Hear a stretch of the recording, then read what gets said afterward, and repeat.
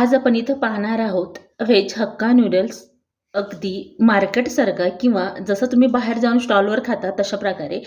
तर इथं आपण एवढ्या भाज्या कट करून घेतलेल्या आहेत. भाज्या शक्यतो पातळ कट करून घ्यायच्यात. लसूण, अद्रक आणि कोथिंबीर घेतली आहे. आता इथं एका कढईमध्ये पाणी ठेवायचं आहे. त्यामध्ये 2 चमचे मीठ, 1 पळी तेल टाकून घ्यायचं आहे. ह्या पाण्याला उकळी येऊ द्यायची आहे आणि थोडंसं पाणी बऱ्यापैकी गरम झालं की त्यामध्ये नूडल्स टाकायचे. हे थोडेसे जाडसर नूडल्स आहेत. याच्यापेक्षा बारीक म्हणजे मीडियम भेटतात. त्याला साधारण 5-6 मिनिट लागतात उकळून घ्यायला. ह्याला 10 ते 12 मिनिट लागतात.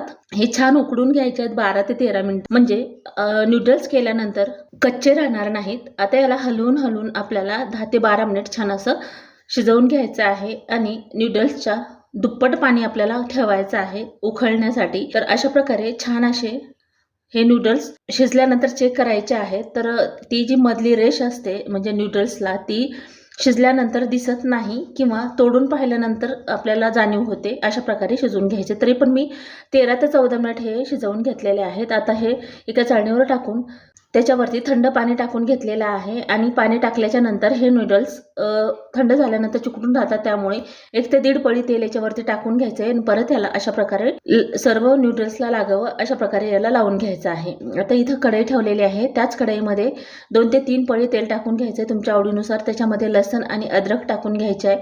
इथे तुम्ही चॉप केलेली किंवा कुटून घेतलेली सुद्धा टाकू शकता. आता हे थोडं परतून झालं की जे कट करून घेतलेल्या भाज्या आहेत त्या आपण याच्यामध्ये टाकून घेणार आहोत. तर इथं 4 ते 5 मिनिट आपल्याला ह्या भाज्या सॉफ्ट होईपर्यंत, खूप पण सॉफ्ट नाही पण बऱ्यापैकी सॉफ्ट होतील अशा प्रकारे ह्याला परतून घ्यायचं आहे. तर अशा प्रकारे परतून झाल्यानंतर याच्यात चुटकीभर मीठ, अर्धा चमचा लाल तिखट टाकून घेतलेला आहे आणि 2 चमचे हिरवी मिरचीची पेस्ट किंवा ग्रीन चिल्ली सॉस टाकून घेतला तरीही चालतं. आता टमाटर केचप 2 ते 3 चमचे टाकून घ्यायचा आहे आणि इथं आपण आता 2 चमचे सोया सॉस टाकून घेणार आहोत. इथं तुम्ही आवडीनुसार सोया सॉस याच्यामध्ये टाकून घेऊ शकता.